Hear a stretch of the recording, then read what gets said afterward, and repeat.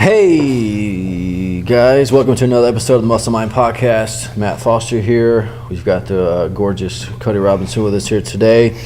Today we're going to discuss exercise terminology and programming and the different words that might be thrown around and phrases that might be thrown around a lot from a trainer's point of view, and people that have ever worked with a trainer or work out a lot. I know you hear these a lot.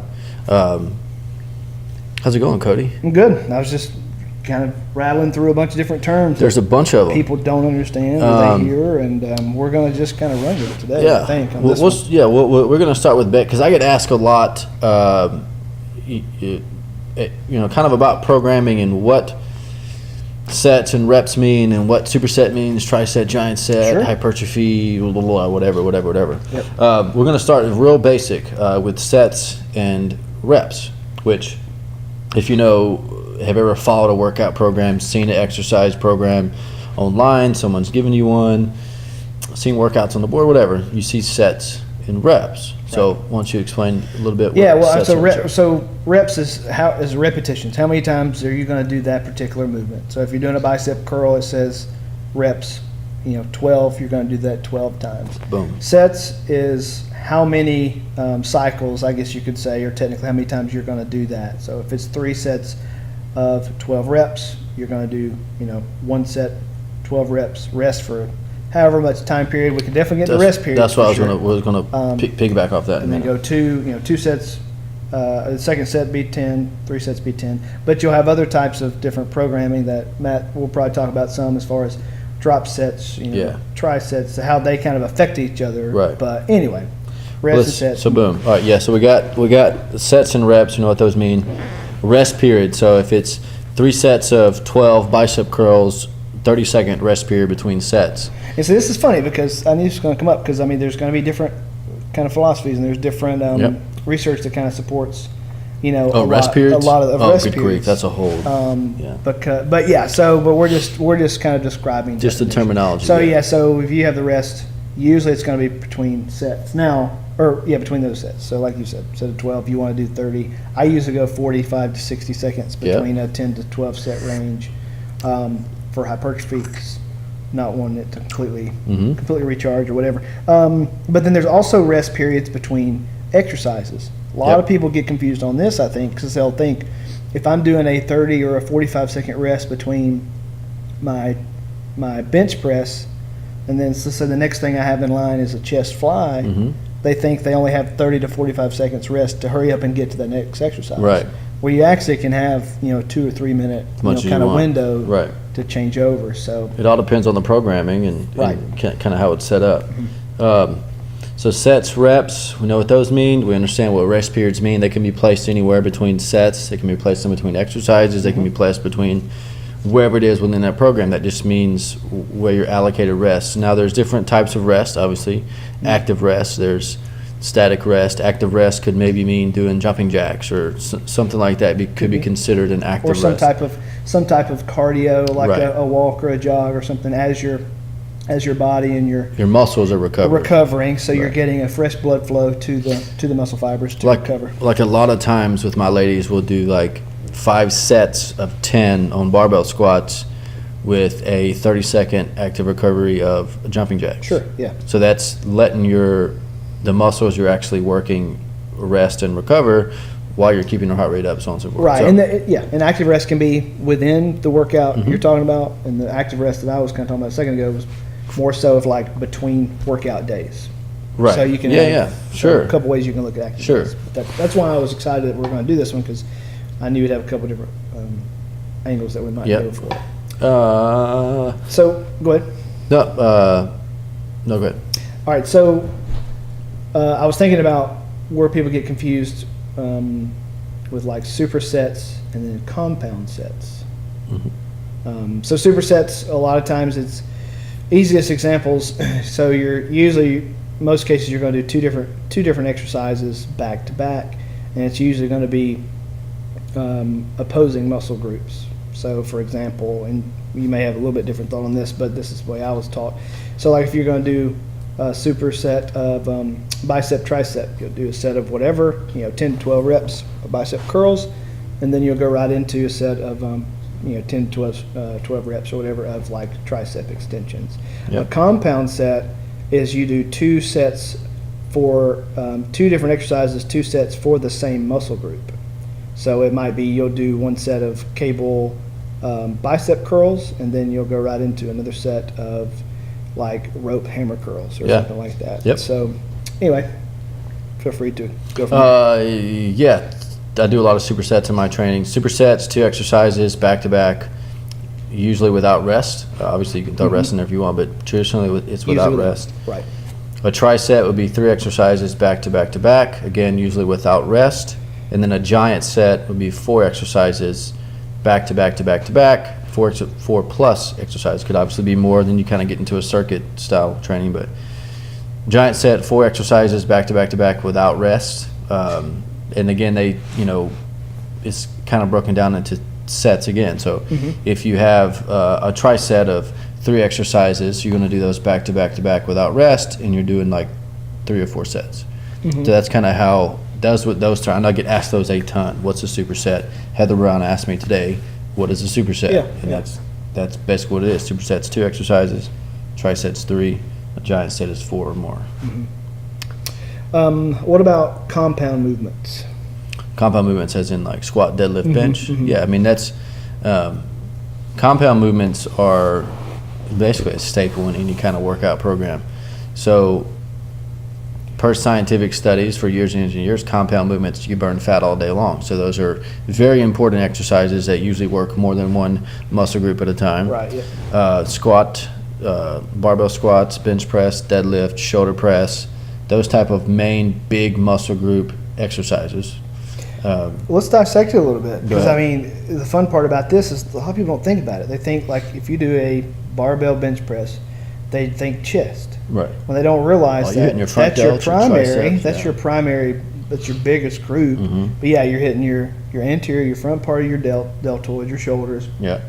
Your triceps are having to work because they're made to extend like that. Yeah. And then, when you're coming back down that eccentric movement, which maybe we should cover the concentric, eccentric, and isometric again on this one. That'd be good. But they're having to fight to shorten, or as you're coming back down. So then squat. I mean, using everything from your quads, glutes, calves, hamstrings, your core. That's why they call it. A lot of people used to call that the king of exercise, because it requires so much activation in your body to be, especially a back squat. Yeah. Front squat. Oh, for sure. Difficult too, but front squat, you're basically doing the reverse thing as when you're doing a back squat. You're just as much engaged in your core. When you're doing a front squat, you're just as much engaged in your lower back. Right. Because gravity's going to want to obviously make you fall. Forward. Right. Deadlifts. I mean, you're basically working every muscle in your body.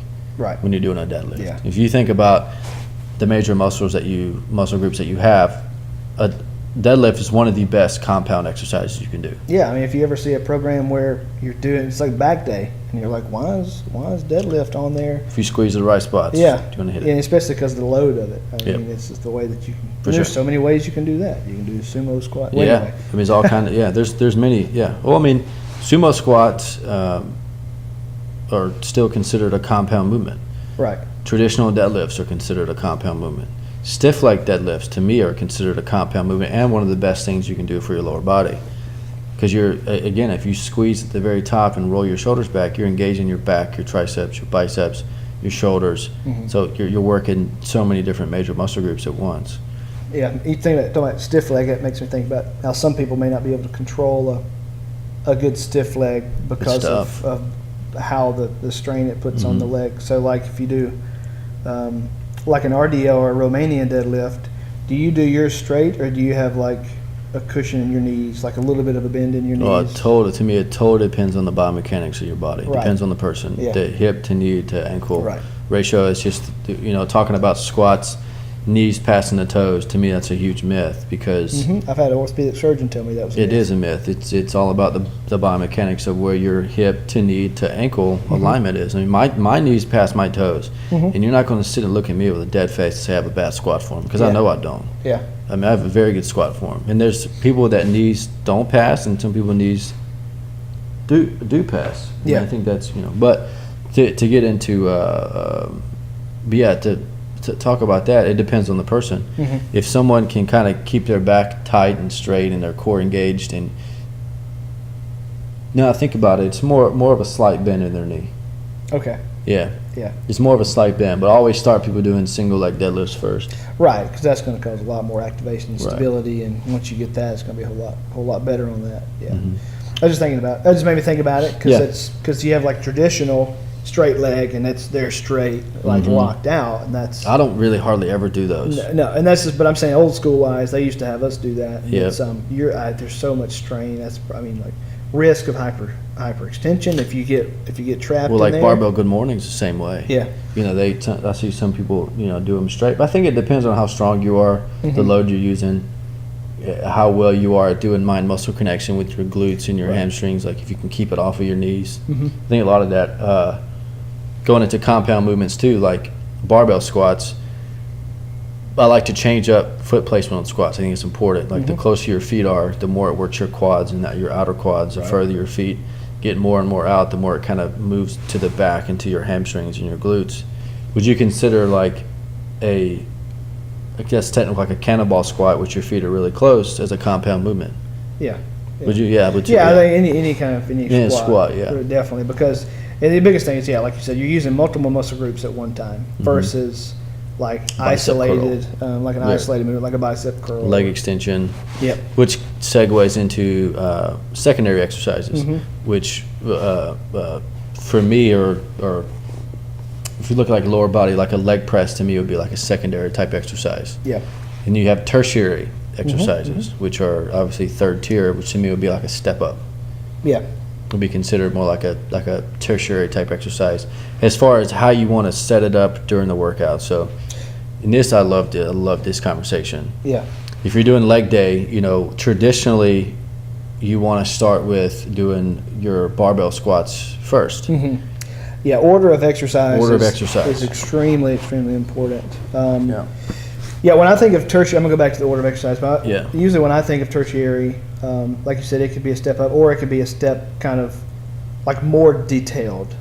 Sure. Like even more isolated. It would be almost be like when you see somebody doing like an internal and external rotation for their shoulders and rotator cuffs. Right. They're all extremely important, but yeah, going back to order, I think it's interesting to me how people don't. We're trained this though, so I mean, you can't expect. That's why we're having this podcast, is trying to debunk. But it's like if you went in and just did, and of course, sometimes it's kind of hard to, because bodybuilders and sometimes they'll do different approaches. They'll do pre-exhaustion. They'll try and break the muscles down before they do it. Yeah, and that's okay. But general public, a lot of times, like you said, you want to do your compound movements first because they require so much energy. So like your squat first before you go into the and then next. you're burning fat. You're burning fat and calories, and the heart rate gets up, and it'll stay up. If you do deadlifts first, really heavy, like your heart rate's going to stay up for a while. You're going to continue to burn fat throughout your whole. If you're doing back or something like that, doing like a deadlift first, then go to your lat pull downs and then your seated rows and stuff like that. But to piggyback off of the bodybuilders and people who've been doing this for a long time. But the general public and those people, literally, like you said, are totally different. Yeah. Like bodybuilders, like they're trying to do more like literally take a rock and chisel it out. Right. That's kind of what they're. Yeah, but they know what their limits are, and they know what they can kind of get through, and there's like muscle resynthesis and that type of stuff. But I was thinking like order. It's like if you're going to do, like let's say if you're somebody who does a back and a bicep kind of day. You don't want to do your bicep curls or your bicep workouts before you get into the back, right? Because your back exercises are going to muscle suffer, group, right? Because your biceps support rows or pulls or any type of thing like that, right. And so it's going to take away from the effectiveness of that exercise. Exactly right, and that to kind of get into that, this kind of gets more into programming, but I've started I'll do chest and biceps together, and then back and triceps together. I've done that. Like to work all the whole front, chest, whatever, and then the back, the tricep. And there's a big difference because when you're doing things like that, then sometimes maybe you can kind of superset chest and biceps, and they're not conflicting, as opposed to doing chest and triceps superset. Right. When you get back to your chest, you're going to be a lot weaker. Right. Because you're taxing your But then you get into stuff like flies and then push downs. Yeah, I mean, there's ways that's like, Yeah. you're talking about from the mind of a trainer. It's Yeah. like this guy, I've been training for a long time, and he kind of wondered why I would go from a press to a fly to a press to a fly, is because I would want to give his tricep time to kind of recover. Yeah. So you do like, flat bench, and then just a regular fly. It's just throwing out some examples, and then just like a regular cable fly or like an even cable fly, and then maybe an incline bench with like a low to high, or a high to low, cable fly. So I'm giving my triceps a little more time to rest, so I can get more out of the presses. And then if you're going in like a traditional order like that, because you've used your chest, some of your shoulders, but your triceps, they're already going to be somewhat broken down. So then you may finish off with a few more just isolated tricep exercises to go ahead and break them down even more. But then you have things, and we can stay on this if you want to, but now I'm thinking about like push and pull workouts. Or exercises. I know that's become very popular. So I'm sure people have heard those like push pull leg type.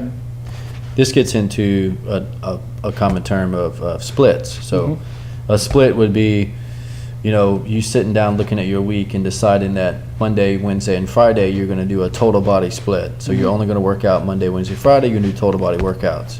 Or maybe you do more of a traditional bodybuilding type of split, to where Monday and Tuesday you do upper lower, and Thursday, Friday you do upper lower. Like that's what is considered a split. But with the push pull, it's it's like doing a barbell bench press, which is a push, which I do a lot of push pull. A barbell bench press, which is a push, and then a barbell row, which is a pull. Right. It's contracting muscle groups. Well, you're balancing. Some will do it on the same workout. So like that, you're getting both sides of your body. You're getting your. It's really good for like if you don't have a lot of time to train. You're covering a lot of your bases, and you're getting your agonist and antagonist muscles, which we can cover that in a minute. But then some people, I've never really been a huge fan of this one because I feel like you could get some imbalance, but they may do all push one day and all pull the next. Right. So they may do like a bench press, a shoulder press, a squat, all just drive or pushes.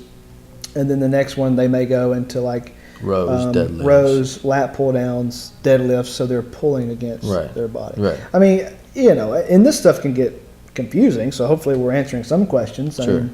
And of course, we're going to have our opinions on what we think is going to, but it's going to depend on the person too. Right. Oh, everything depends. Everything depends on the person and what your goals are. So then, you have an antagonist and agonist muscle. So super simple way to explain that. If you're doing a bicep curl, that's your main mover. So if you think of like literature and plays, you have like an agonist, which is like the main character, an antagonist, which is like a secondary character. So bicep, you're pulling, it's the agonist muscle, but your tricep is still having to work. It's still stretching and having to balance and and work against it, especially when you're going back to lowering, so it's your antagonist. That's for like a bicep curl. If you do a tricep extension, the primary mover is the tricep, so that's the agonist, and then the bicep is the antagonist. So it's working to support the movement itself. Love it. Okay. Whatever. No, I think a lot of people probably don't know that. What do you think? Concentric, eccentric? You want to cover that we can go stuff? with that. Go ahead. Yeah. Okay. I'll do concentric first. So, sorry about that. So concentric that's more of the primary movement of the contraction. It's the shortening of the muscle. So I know I'm using bicep a lot, but bicep is just the easiest to look at as you're doing it, And so like for you to do a bicep curl, when you're shortening that angle of your elbow and your arm, and the muscles are shortening and you're pulling it to you, that's the concentric movement. And the eccentric movement is? Eccentric is essentially whenever if you're doing a bicep curl, kind of like the negative. I guess that's a pretty common way to think about it. It's just a negative. As you come back, your biceps having to work incredibly hard to not let that weight just boom drop to the ground. Yeah. And then isometric hold would be, I guess if you're doing a bicep curl, you come up and you hold it right here. Yeah, correct? Like 90 degrees or something. And then like you're in the squats. When you squat down all the way, and you're sitting there having to hold that squat position, would be an isometric hold. And that gets into time and attention, which we've done a episode about that as well. Isometric, you can get a lot more specific on that. Like technically, so that is like those are more like voluntary holds.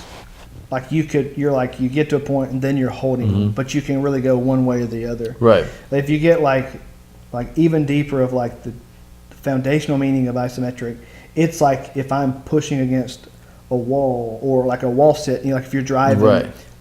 You're fixed in a certain position. And then I think we did one I talked about earlier or on other podcast about like if you get fixed inside of like a squat rack and you put the bar underneath the safety. I don't know if I'm really explaining this right, but you kind of put the bar underneath the safety platform once you set them, and then you're driving and you're using as much energy as you can, but the resistance is so much you can't move the rack itself. Awful.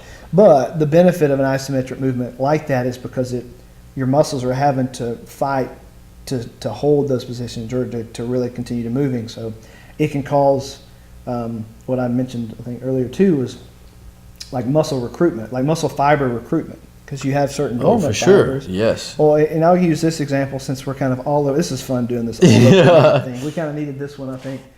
So, have you ever heard of? And maybe you've heard me say this before, but let's say something happens and a car rolls. And this is totally random. Sorry. Sometimes I start talking and you're like, "What? Where are you going with this?" So, like if something happens to like a mom and their child is there, and something happens, the child gets stuck under the car. This stuff happens. Sometimes they roll back on it, whatever. Yeah.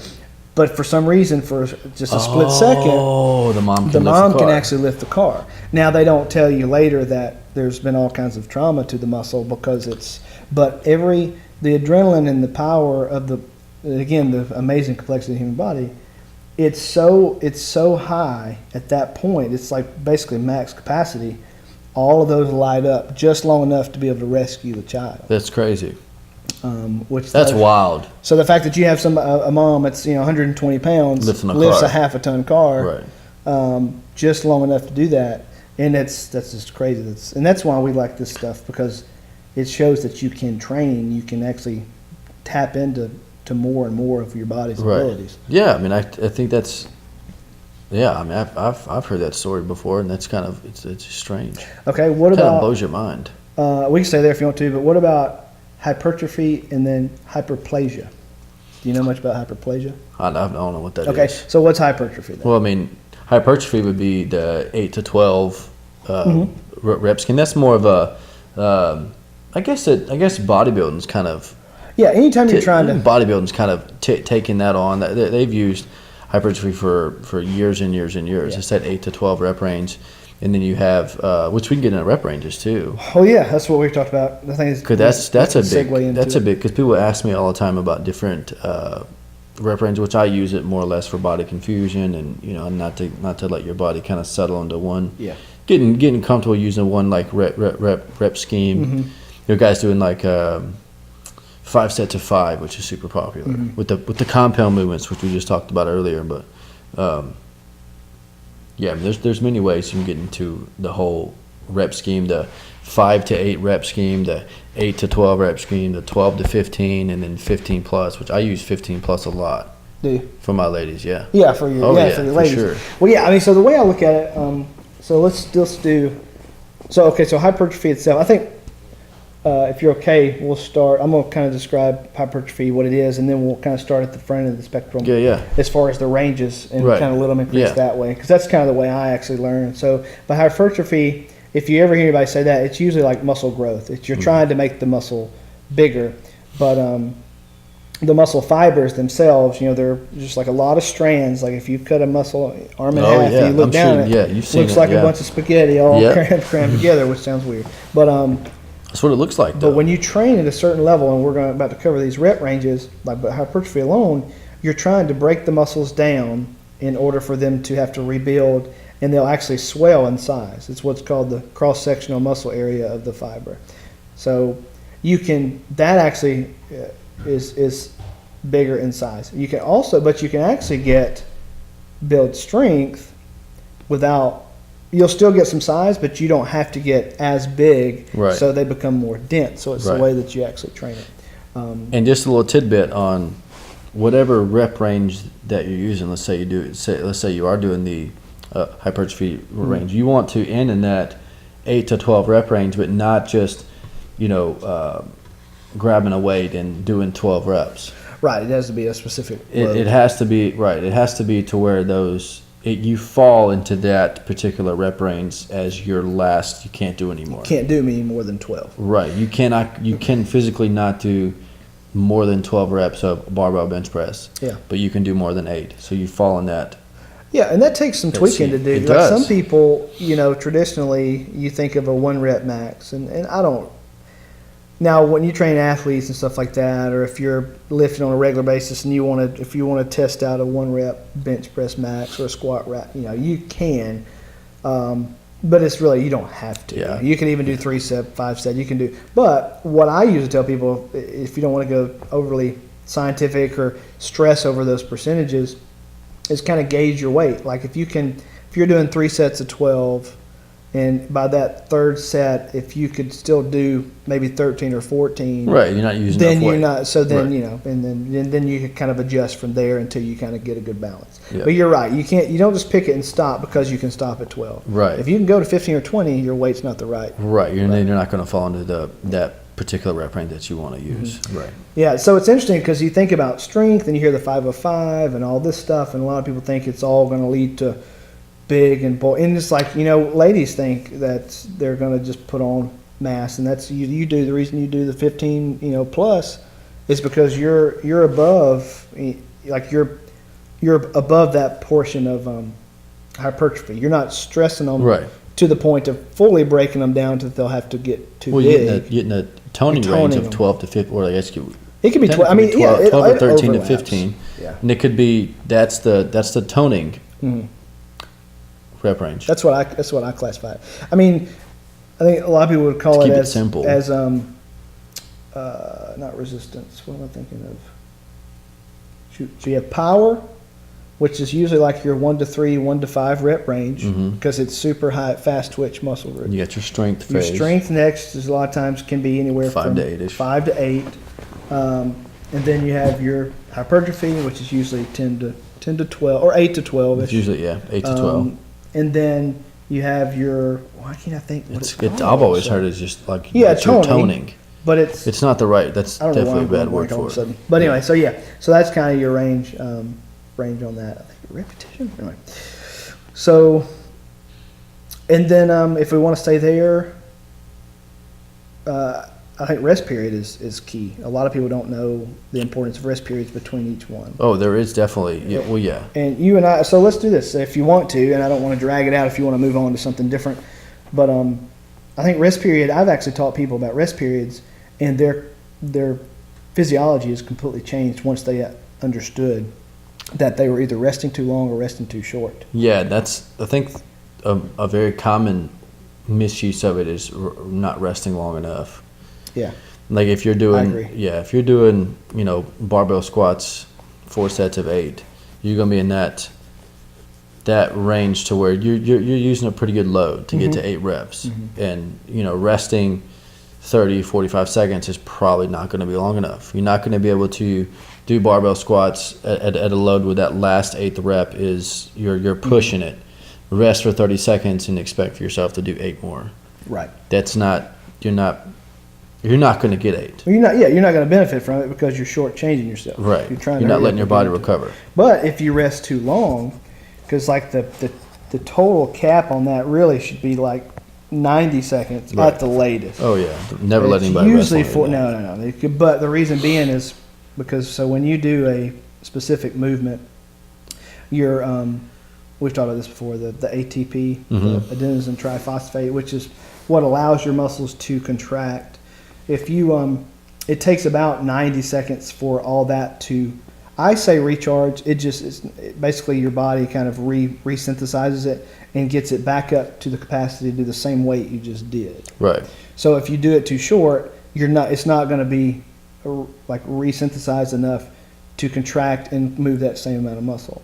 But if you go, or same amount of weight, but if you go more than a minute and a half, like 90 seconds, you've had a full recovery time, which is fine. But since it's fully recovered, you're not going to put as much strain on your muscles, so you may not actually break them down enough to cause muscular growth. So that's why I usually say like 45, and that's why 45 I love, to 60 right. seconds. And that's why I like active rest periods. Yeah. The whole jumping jack, or there's something So you're in still between. keeping your heart rate up. You're still keeping your heart rate up. You're not letting it drop so low. Yeah. But it's something that you have to play with and kind of figure out where it kind of falls in line with you. I think everyone's a little bit different on the rest periods too. And when you're starting out, it's better to go a little bit longer until your you get better shape. You get better. Yeah, you get better. But like shape. for strength is if you're doing like sets of 5, and if you're just focused on strength and not muscle growth, I rest 2 minutes. It could be 2 to 3 minutes on average. Power, which a lot of people don't do power in the general population, like true power movements. I mean, like the way that cleans and snatches were originally designed to do. You may do 1 to 3 reps, but then you'll rest like 3 to 5 minutes, right? Because you want full recovery, because you're really you're training your body's ability of its velocity at that point. It's how fast you can move a specific weight. Right. It's no longer about how much. It's not just about how much weight or manipulation. It's about how fast you can move that. Right. So, and then you get to the other end of like, the 12, 13, or 15 plus, and then like that toning phase or whatever. Your body is used to those repetitions, so you can continue going. And the rest period can be a lot shorter. It can be 20 to 30 seconds or so. And that's where you kind of get into like the 30 seconds on like high intensity interval training. If you're doing kettlebell swings at 15 reps in that 30 seconds, your rest period goes back down to 30 seconds again. You're able to recover and complete that, as opposed to doing very heavy kettlebell swing times 5 reps. It's going to take you a little bit to kind of recover. I don't know why my mind was blanking on the most basic of terms. What's it called? Muscular endurance. Yeah, I was like, why is my mind blanking? Because you have muscular endurance, you have muscular strength, you have muscular adaptation, all that stuff. So anyway, I know that was kind of back and forth on the rep ranges, but I literally have sat down one time with a friend of mine at lunch and explained the specific rest periods and set ranges for sets and rep ranges for hypertrophy, and he put on 15 pounds of muscle without changing anything. Right. Well, that's important to understand. Whatever rep range you're in, there is a scientific rest period that goes right along with it.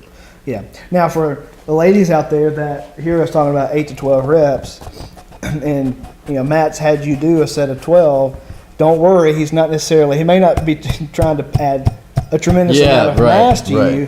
He's got a controlled amount of weight he's more of sculpting. He's trying to kind of isolate and identify the muscle. Go ahead, sorry. Well, no, you're completely right.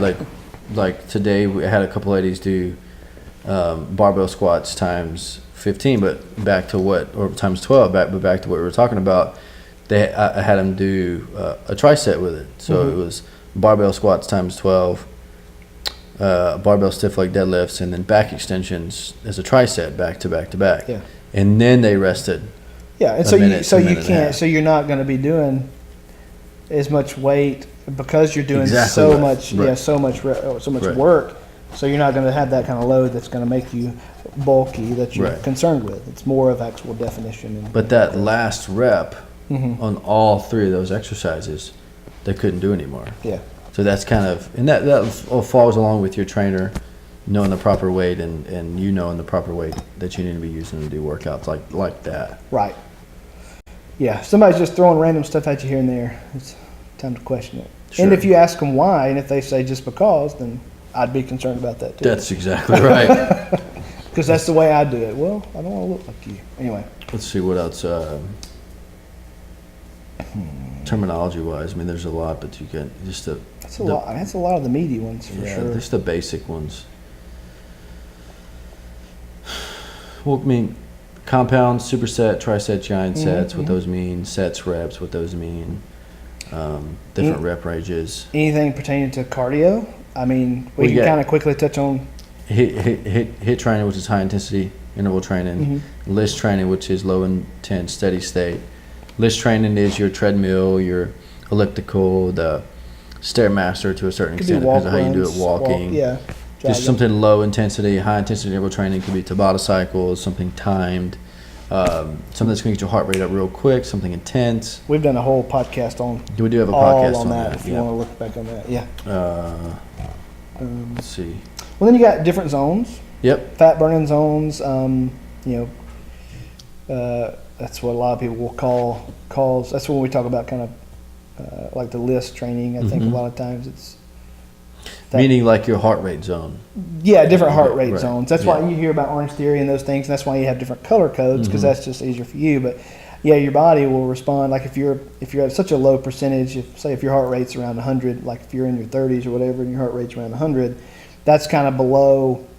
That's almost like maybe a little bit less than a brisk walk. You know, you may not be working that hard enough to get a whole lot of. You're not getting cardio like calorie burning. Truly benefits from that, even though you are burning some calories. And then fat burn zone a little bit higher, probably like anywhere from 120 potentially to 150 beats per minute. So you can do it for a longer period of time, but you're not. So you're trying to pull and do it for a long enough time, so you start pulling from fat stores and that type thing. And then you have the benefits of the higher, the much higher kind of higher intensity of whatnot. So it could be at the upper edge of your heart rate range.